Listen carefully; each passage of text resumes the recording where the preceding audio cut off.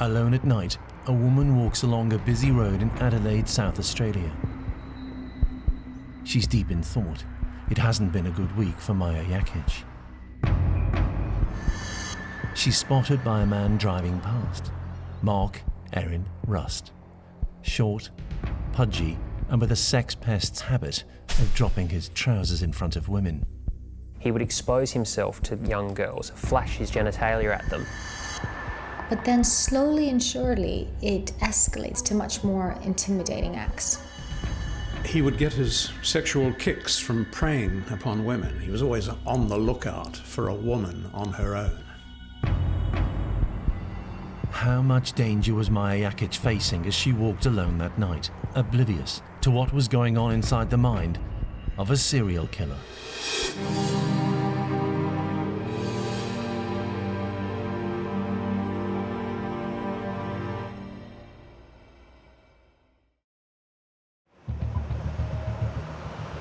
Mark Erin Rust is one of the most reviled men in South Australia. Mark Rust began his life as a sex pest, elevated himself to a predator, and then became a serial killer. He would rape, he would kill. His victims, always women. They're clearly disposable to him. They're there for contempt, to be used and discarded. He'd already murdered once when he targeted a vulnerable Japanese student. And when asked by an Adelaide psychologist why did he kill Magumi, he simply replied, because I did. What or who would stop Mark Erin Rust?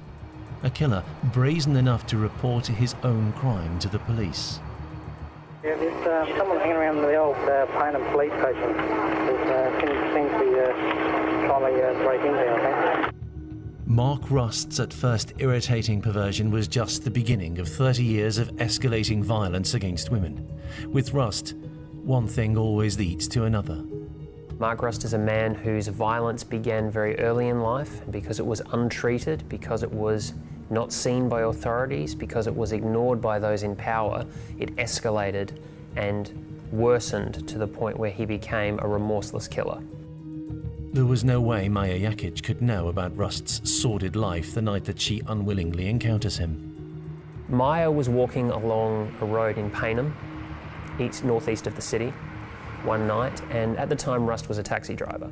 He was driving around looking for a fare to pick up. He saw Maya, pulled up close to her, still running, and said, "How about a lift?" Maya dismissed him. Perhaps she feels safe. There were lots of cars on the road. Surely this little man was no threat. Either way, Maya was in no mood for small talk. Maya ignored him and continued to walk on. His rejection by a complete stranger would have been something that Rust was used to, but as so often happened, he was totally enraged. Rust drove the taxi past her, pulled up, got out, and went back to his favourite tactic. As the attractive young woman walked past him, he flashed her. This is something that had happened hundreds of thousands of times in Rust's life. He was expecting the usual sick thrill of Maya being repulsed by what he did. But Maya was a firecracker. She was a tough woman, no mood to suffer fools. So Maya looked at his shriveled genitalia and laughed. How would Rust respond to Maya's laughter? He'd never physically assaulted a woman on the street. He lunges towards her. The intention of grabbing her was just to have sex with her. Later that night, an anonymous call is made to the emergency services in Adelaide. A man has sighted a woman seemingly motionless in the grounds of a disused police station. There seems to be a body of some sort in the bushes there, I'm not too sure. The voice belongs to Mark Rust, a man who no woman would want to meet on a dark night if they knew how dangerous he was.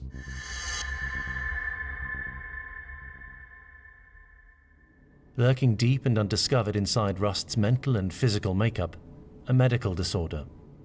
One of the points that is made is that he suffered from something called Kleinfelter syndrome. Now, this is an extra X chromosome on a boy. So normally a boy will have an X and a Y chromosome. This is XXY. The physical characteristics caused by Kleinfelter syndrome would make a young man very self-conscious. As well as shrunken genitalia, Rust would have had rounded hips, stunted growth, and an inability to reach sexual satisfaction when he wanted to.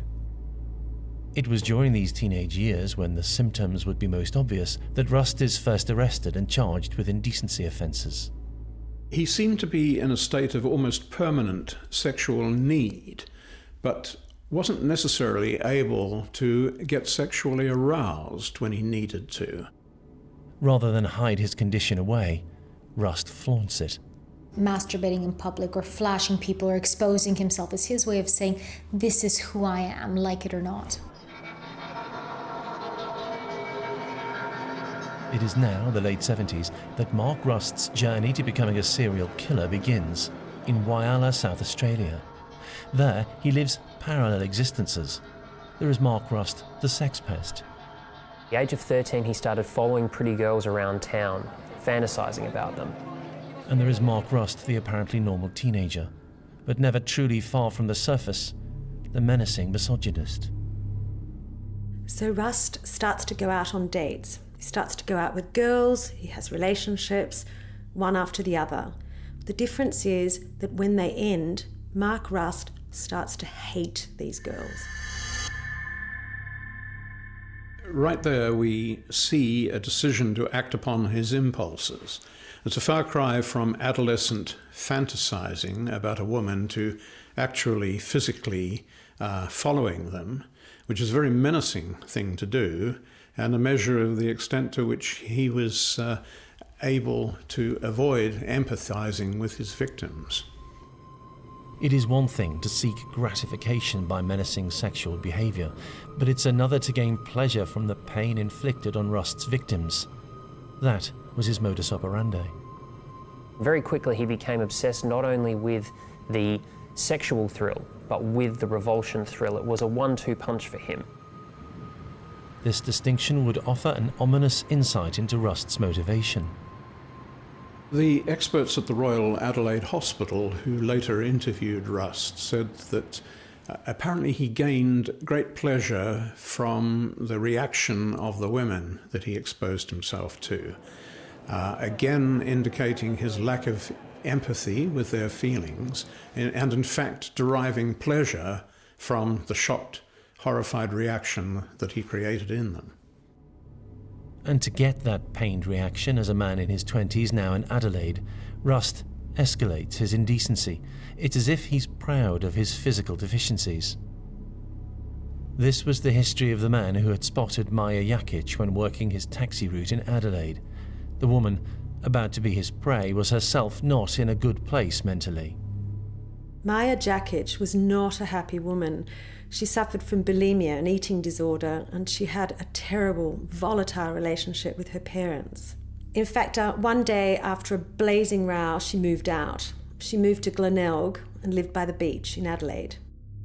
Maya, diminutive but tough, got through the days after leaving her mother's home any way she could. It's not a cheap place to live, and it appears that Maya may have had to sleep rough at times. Witnesses saw near a service station, a campfire, bedclothes, pillows. It seems that she was living there out in the open air. Alone, vulnerable, and in clear line of sight of Mark Erin Rust. During a career as a sex offender, he has escalated his behaviour. He's indecently exposed himself, committed public sex acts on himself. How far will he go that night on a busy road in Adelaide, South Australia?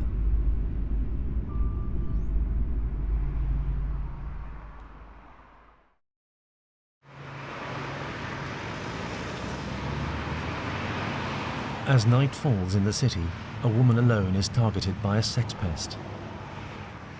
Maya Yakage has responded to Mark Rust's latest incident of indecent exposure by bursting into laughter.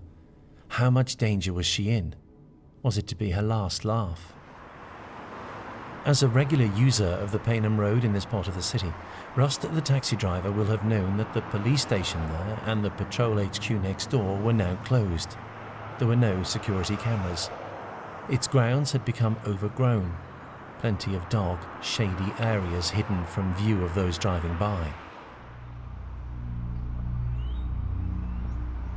He grabs Maya, probably stifling her cries by putting his strong arm over her mouth. Rust is strong enough to overpower Maya. He pulls her into the overgrown police station grounds. Until this moment, his sex crimes have not involved physical assault. He tries to rape Maya. Again, the urge to perform was there, but he was unable to do anything effective about it. Rust was furious. From the age of 13, one offence had led to a more serious offence, from flashing to public masturbation. Then, menacingly following young girls before carrying out his squalid offences. They were his prey, he the predator. He would choose carefully his moment before offending. With Maya, he's taken the next step up his escalating scale of violent sexual crime. He's attacked. As he pins the terrified Maya to the ground, she unable to scream, he unable to rape her, the sex pest Rust chooses to get his thrills in the worst way imaginable. Rust flipped from being a pest to being a killer. Rust attacked Maya, set upon her, killed her, and then dumped her body next to a disused police station, covered it over with leaves and branches, and left it there. With Maya, Rust's journey from pervert sex pest to killer is complete. He would later confirm he got a kick out of it. When asked by an Adelaide psychologist why did he kill, he simply replied, because I did. Coldly discarded under leaves in the grounds of the disused police station, how long would the body of Maya Yakage lie undiscovered? The way the mind of Mark Erin Rust worked dictated the next chapter of his ugly story. Mark Rust has been assessed by psychiatrists at length and on many occasions. Some believe part of his motivation is a desire to repulse by using the body that he feels is deformed. He gets pleasure from shocking people. It's been speculated that by hiding Maya's body, he has prevented himself from gaining pleasure, the satisfaction at the revulsion of his actions. Perhaps that's why he takes the next bizarre step. He called in the crime himself. Rust was denied his usual thrill of someone being repulsed by what he'd done. And still craving that, he had to find a way to achieve that goal also. And so he started trying to make contact with the authorities to have them find Maya's body. Rust walked to a nearby phone booth. Shortly after killing Maya, he made the first of 2 phone calls. I just walked past the old Paynham police station. There seems to be a body of some sort in the bushes there, I'm not too sure. He would contact police anonymously via the Crime Stoppers number, calling in, telling them to look for a body. But there are other possibilities to explain his motivation for calling the police. Is he showing off? One can easily speculate that he was toying with the police, saying that I've left this body underneath your noses. And to leave the body near kind of 2 police buildings is in and of itself very telling. This is somebody that either wants to get caught or wants to show that he's fearless, feels that he can never get caught perhaps. Officers duly went to the scene. Was Rust observing them? We may never know.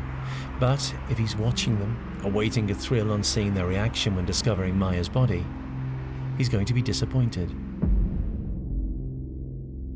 Her body went undiscovered.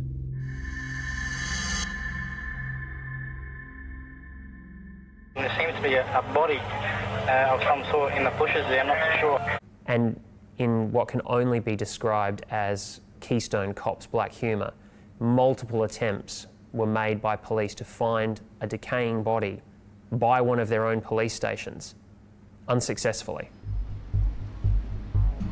He tries another means of getting the authorities to find Maya's body. Having just killed half an hour before, he calmly drives to the Royal Adelaide Hospital. From a phone booth there, he calls the ambulance service. No, vaguely see him. He's got a flashlight flashing around the place. Inside or? In and around the place. With such a vague, anonymous call, nothing is done. Tragically, Maya's body lies decaying in the grounds of the former police station for days. Frustrated that his behaviour has gone unrecognised, Rust tries again to tell the police where to find Maya's remains. Time and again, Rust would contact the police, leave them some sort of anonymous message. At one point, he even tucked a note up underneath the windscreen wiper of a patrol car. Badly phrased grammar saying, "There's a body next to the police station, you should go find it." Rust has some nerve. In the days following the murder of Maya, he's regularly on Paynham Road. He could have been spotted by those driving or walking past. But the exhibitionist was determined to milk his murderous moment. He actually returned to the scene of where he left the body for about 5 days before leaving the note there. So there was clearly a fascination with him for what he had done, coming back and forth and revisiting it. And then this culminating in what was in effect a confession, a note saying, "This is what I did, this is what you'll find," without giving his name, of course.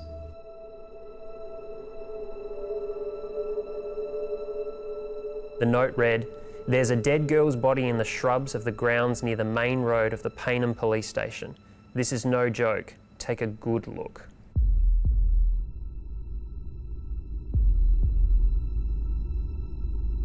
The note would do its job. It's still impossible to say if Rust was cruising by, observing as patrol officers returned to the disused police buildings. Detectives believe he almost certainly was watching. That note sent the rookie patrol officers there. That note caused Maya's body to be found.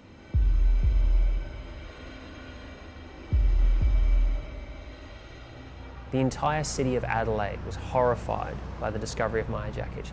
He didn't have just one person horrified by what he'd done. He had a city now. Feeding off that emotion was like a drug for him. He was sated for a very, very long period of time. But unfortunately, it didn't last forever, and 3 more women were going to pay. Police quickly formed the opinion that Maya's attacker had been sexually motivated, but they did not link her murder with Erin Rust, the sex pest. He was in the clear, still driving his cab, still on the prowl. Horrifyingly, nothing happened to Rust at that time. Rust wasn't caught. Rust wasn't even thought about as being in conjunction anywhere near Maya Yakage. Because again, though police knew about Mark Rust, he was a pest. He was that weird little monotone gnome-looking guy that flashed people. He was the taxi driver that was a little bit handy. He wasn't a killer. Police never stopped and turned their minds to the thought that this man's behaviour, which had been escalating since he was 13 years old, a clear pattern of worsening crime, might have taken the next logical, horrendous step. Nothing was stopping Rust. He had exposed himself as a teenager. He had committed various lurid and obscene acts in front of women. He had even committed murder.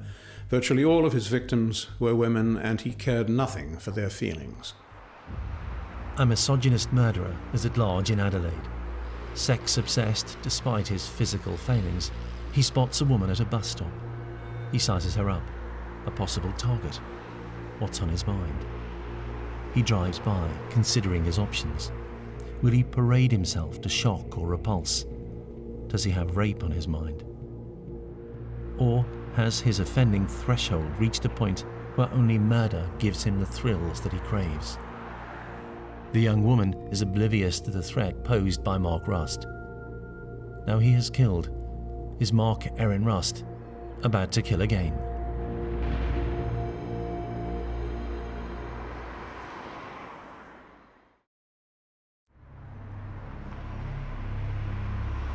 Mark Rust is cruising Adelaide in his taxi, the perfect cover as he looks for the kind of thrills he's been getting from abusing women since he was a teenager. To Rust, a woman alone is a target. Amongst his favourite attack zones, bus stops, there he is spotted as prey. Framed against the neon-lit shelter, the young woman can be seen from hundreds of yards away as Rust drives his cab. He might turn off the main road, weighing up whether it's too late to pounce, too many witnesses. In the distance, the girl sees her bus. She has no idea she's being observed, stalked, For her, another routine trip. For Rust, an opportunity. A typical episode of Rust's abusive life. This time he decides it is too obvious. He can walk away, come back another day. Which he will, time and again. In the months following his murder of Maya Yakage, he's up to his old habits. Stopping near bus stops, flashing people, following young women around, making lewd comments, or grunting in his characteristic monotone as they walk past. He just became a serial pest, someone that the authorities may have known about, but didn't consider to be a threat. Nowhere in Greater Adelaide was a woman safe. Out there, at any minute, he might attack. One girl at a bus stop had been lucky. Another was not. He exposed himself to a woman, masturbated in front of her, and it must have been an appalling thing to witness. Was his behaviour an indicator to police that he could be Maya Yakage's killer? He was considered, but not seriously. That's just Mark Rust. He might do a petty crime here or there and he might flash at you, but he's nothing to worry about. He's nothing serious. But Rust was something serious. He'd been thrilled, excited, satisfied by killing Maya Yakage, but his warped sexual urges could not be kept in check now that he had murdered. Police knew Maya Yakage's killer was somewhere out there, but they did not have a single suspect, which allowed Rust to continue to go about his business. How would police eventually uncover the truth about Mark Rust?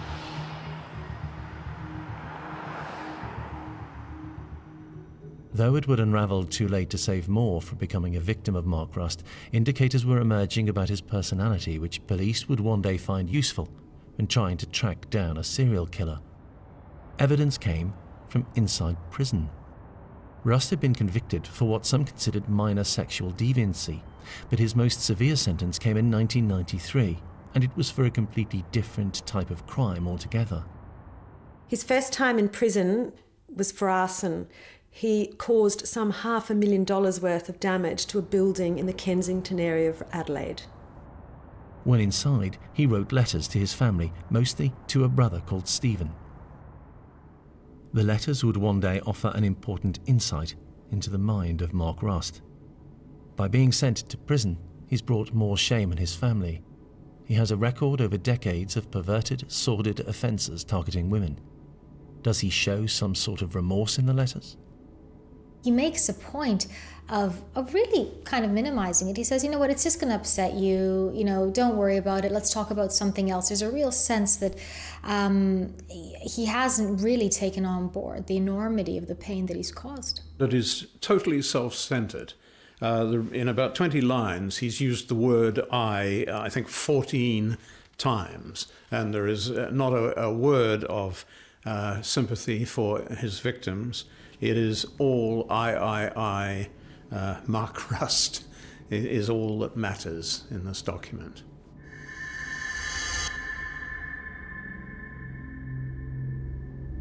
Rust's words had exposed the mind of a man who will always be a danger.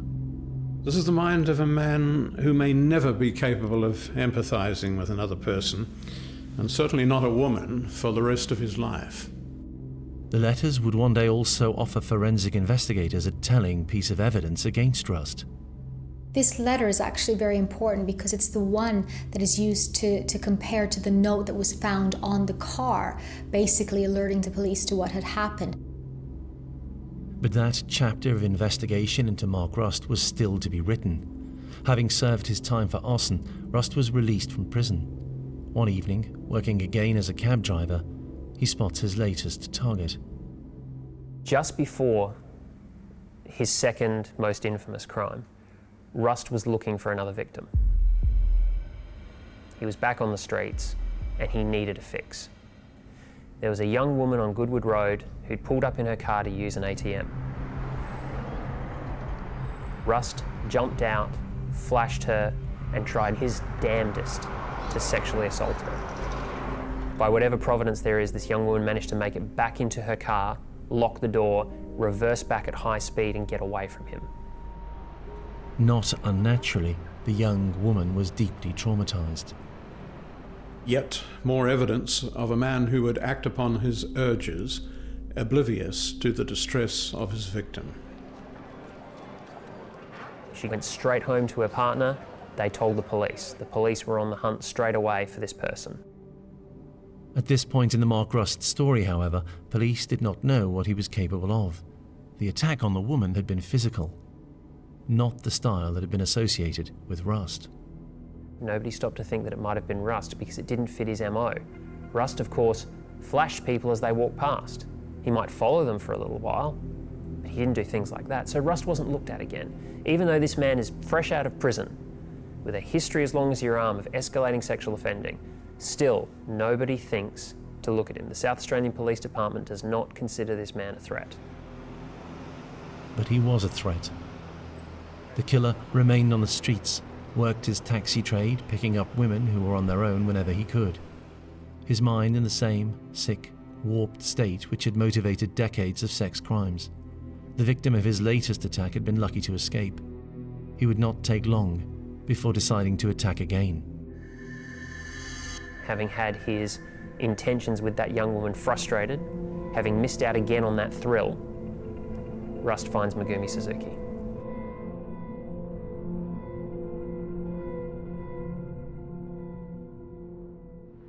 Magumi Suzuki is a student on the night of August 3, 2001. Nearly 5,000 miles from home, the Japanese student bought a SIM card for her phone from an Adelaide service station. She is oblivious to the danger that she's in as Rust comes across her. For Rust, Magumi was a perfect victim. She was a woman alone. She was comfortable in her surroundings. There was nothing to be frightened of. This was her new city. Magumi was a popular student and probably would have felt very secure. She's a young woman. She's in a country she feels confident in and comfortable in. There's no reason to assume she would have felt wary of anyone around her. But Magumi had never come across the darkness of a mind like Rust's. Her world was one of late nights at bars, parties, friends. She had become close with a young South Australian. They'd met in Tokyo, and he was a way of getting into the Adelaide life for her. This is a young woman who's in a new country, so having someone to reach out to who is there from her past would probably be a source of comfort. So she'd made it from her favourite shopping mall, Rundle, across to Goodwood Road. All we know is that Magumi went across Goodwood Road at one point to use the facilities at a petrol station. It wasn't busy around the service station where Magumi bought her SIM card, which made it easier for him to spot the young woman. Magumi, alone, tried to call her young friend 12 times, but he wasn't picking up. She headed for a ride home on a bus. Having been in Adelaide for nearly a year, Magumi had become familiar with the sights and the sounds of a city in which she felt safe. She said as much to her parents back home, who she regularly called. As she stood at the bus stop, Magumi wouldn't have been worried. There would have been no sense of anxiety. I mean, in the end, Adelaide had become a home away from home. What was there to worry about? Mark Rust was just a few menacing feet away as Magumi looked down the road to see if a bus was coming.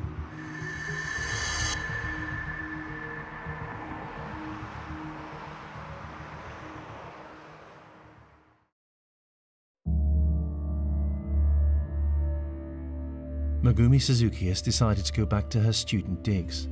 She's not aware that Mark Rust has made her his latest target. He pulls her from the nearby bus stop. For whatever reason, likely sexually, he attacked Magumi. He drags Magumi to waste ground beyond the service station. He holds her down to rape her. It's not known if he succeeds, but Magumi's survival is in the balance. Based partly on snippets of information gleaned later from cellmates and on his modus operandi, investigators have pieced together what happened next. Says to Magumi, "Don't look at me." Now she mishears and turns around and does look at him, and it's at that point that he decides to kill her. Did Magumi laugh at him? Did she react naively? Did she scream?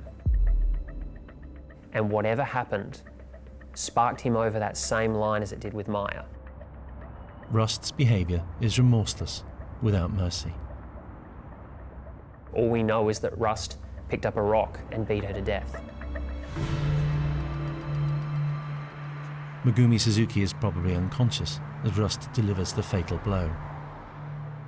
He's a cold-hearted serial killer. Rust's contempt for his victim is compounded by what he does next. Rust murdered Magumi Suzuki and dumped her body in an industrial bin behind a set of shops. Magumi's body is left undiscovered. Her violent death was to be followed by an ignominious trail of events. For her family in Japan, months of mystery. Where had she gone? Was she somewhere in Adelaide having skipped college? At her university, volunteers manned search parties. Her student friends walked the streets, visited her favourite haunts. When Magumi vanished, police looked everywhere for her. They made public appeals for her to turn herself in. There were thoughts that maybe she had run away with a man, that maybe she was in hiding, that she was worried she'd ashamed her parents. And so there was a lot of hope out there that maybe she was still alive. There were sightings reported of her running around. People that looked like her, people that were close enough. Rust's contemptuous decision to dispose of her body in a rubbish bin added a grotesque, demeaning footnote to the life story of Magumi Suzuki.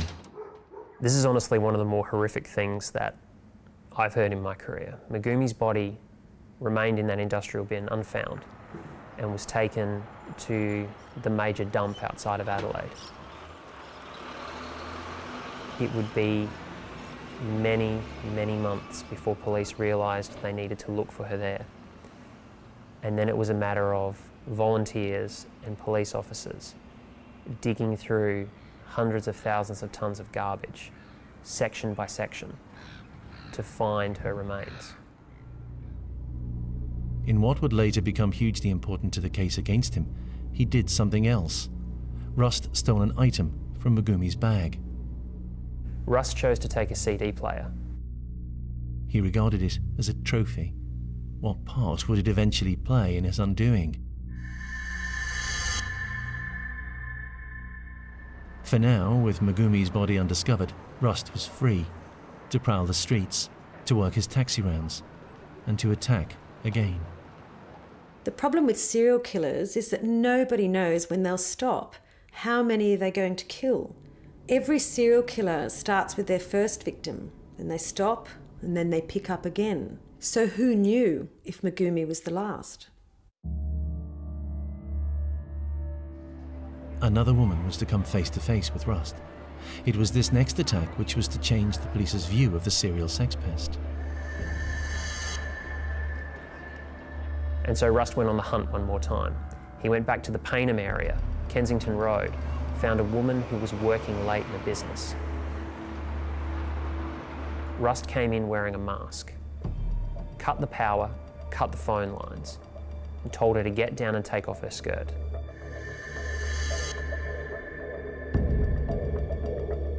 She knew he had a knife, and she felt the best way of keeping herself alive was to submit. That takes, for me, indescribable bravery and strength of will to be able to survive that experience. Because she had managed to convince his trollish little mind that she was into it, that she was a willing participant in his sick game, he considered it sex, and so he let her live. That woman so narrowly avoided being the third person killed by Mark Rust. She also kick-started the case against her attacker. His latest victim was not only brave, but she was resourceful. She managed to get a good look at the car, and she managed to remember some of the numbers in the license plate. When she reported her assault, one of those number plates led police straight to Rust. And so for the first time, South Australian police paid attention to Rust, and they realised, oh, here he is, he's progressed from a flasher to a rapist. Maybe we should arrest him. And so Rust was arrested for the sexual assault of that woman, for the rape of that woman. At last, police were getting serious about Mark Rust, not a sex pest, a sexual predator. But he was still not suspected of the murder of either Maya Yakage or Magumi Suzuki. Detectives in the Maya investigation decided on a new approach. They released the audio of the mysterious phone calls made on the night that she had been killed. There seems to be a body of some sort in the bushes there, I'm not too sure. Those phone calls were the way that the police finally managed to track him down. After working for years abroad, Rust's brother had returned to Australia. He watched the news, heard the recordings. Upon hearing this, Mark's brother, Stephen, gives up his brother to the police. Stephen Rust tells police that he thinks the man who had called from this phone box was his brother. Rust, by now, is behind bars for the rape of the woman who had seen his number plate. And there, another crucial piece of evidence would be found in the case against him. He was taken to the Port Augusta prison, which is far north of the city. When you go to Port Augusta prison, you're allowed to take a few personal effects with you, given that you're going to be so far away from friends and family. Rust chose to take a CD player. It wasn't his, it was Magumi's. It was his trophy. And so while the public of South Australia, the media of South Australia, Magumi's parents, police, all consider Magumi to be a missing person, are trying to find her, are making public pleas for her to let people know where she is, thinking that maybe she's still alive. Rust is lying in his bunk in Port Augusta prison with headphones on, listening to music on his victim's CD player. Police were still in the dark about Rust's attack on Magumi. They remained focused on linking Rust to the murder of Maya Yakage and felt that recognition of his voice on the emergency service calls was not enough to prosecute. They needed more, and they were to get it from an informant. Rust, the man who liked to repulse and shock, couldn't keep his mouth shut about his crimes. A fellow prisoner reported the conversations that he'd had with Rust. His cellmate was as appalled as anyone and went straight to the police to tell them. Rust was quite prepared to brag about anything to do with Magumi Suzuki. He was proud of what he'd done, because now it was time for everyone to be revolted by him, well and truly. And then when they went to his cell, they found Magumi's CD, the one that Rust claimed was his own. Could police finally link the murder of Maya Yakage with the disappearance of Magumi Suzuki? On it, a serial number, one Magumi's parents had a record of back in Tokyo. And that was the serial number of the CD that Magumi had bought for herself. The case against him was building up. Detectives get handwriting experts to compare the writing on Rust's letters with that on the note left on a police car after Maya's death. The writing is clearly from the same man. Despite at first denying involvement, he eventually confessed to killing both women. Maya was the straw that broke the camel's back and transformed Rust from a sexual pest into a sexual killer. For those following the story, Rust's eventual confession was no surprise. He enjoyed his moment in the spotlight. This was getting every pretty girl in Adelaide, every pretty girl in South Australia to be horrified by him all at once.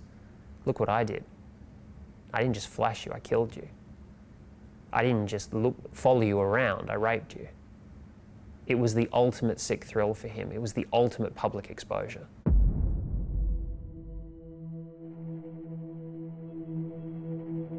Rust himself confirmed it was 2 victims down, but more would have followed. Rust actually admitted that he would have killed again and again. If he hadn't been stopped, he would have killed even more women. He killed Maya because it was a thrill. He killed Magumi because he could. What would be his reason next time? The truth was he didn't need a reason. He had the taste for it now. He was a serial killer, just waiting for the next victim to come along. Magumi's family and the whole of Japan were devastated. A young woman on an adventure in Australia, a life of hope and happiness, ended by Mark Rust. You send your child out into the world and you expect them to have a good life. You want them to get a good education, to make something of themselves. You want them to be happy. Magumi's parents sent her to Adelaide because they thought that would be the best place for her to get a great start in life. It did the exact opposite. It took away her life. Rust would eventually receive the most severe sentence possible for the murder of the 2 women. Rust was sentenced to 2 consecutive life terms with no parole. It's very unusual in South Australia. And he was emotionless. He was absolutely implacable. He was listening as if he was listening to a TV show. There was nothing there. He also received 12 years for the rape of the woman who was lucky to escape with her life. But the Rust story was to take another twist in 2015, when he appealed against his original sentence. He wants to know if he ever will have the chance of parole. The point about the sentence is that it doesn't give Rust very much hope that he'll ever be released. He wants a sense of when things will end. And I think for a lot of prisoners, it's that uncertainty, more so than the amount of years, it's more difficult to live with. But the hearings at the court suggest that Rust may never get his wish. The hearings that have been held have heard that Rust is known for attacking prison guards, that he's known for being belligerent and violent inside the prison, and claims that he's had privileges denied. Now, Rust denies all of this. He says that he's undertaken victim empathy courses, that he now has insight into his offending behaviour. He wants to rehabilitate, get out of prison and make something of himself before it's too late. I think one of the most salient comments came from the judge that heard the most recent application. She said that she's read absolutely nothing in all the volumes of reports that have been put before her that give her any hope that Mark Rust is capable of changing. Justice Anne Vanstone has actually speculated that it is unlikely that the original psychiatrist will change his opinion on the report. I think she realised that the woman in Payneham was lucky to escape with her life. I think she realised that the young woman at the ATM was lucky to escape any form of assault. And I think she realised that the next person that Rust encountered was going to die even more viciously and even more horrifically than Magumi or Maya. And if eventually Rust is denied his request to one day be eligible for parole, it won't surprise or disappoint psychologists. One of the things that came across very strongly is how he minimized what he'd done. He minimized the effect of exposure on women. He minimized the effect that it had on his family. He minimized the effect that it had on his victims. And given the letters that he sent through to his brother afterwards, after the crime, it seems like it's still something in his mind that perhaps wasn't that big of a deal. And that perhaps is one of the scariest things about him.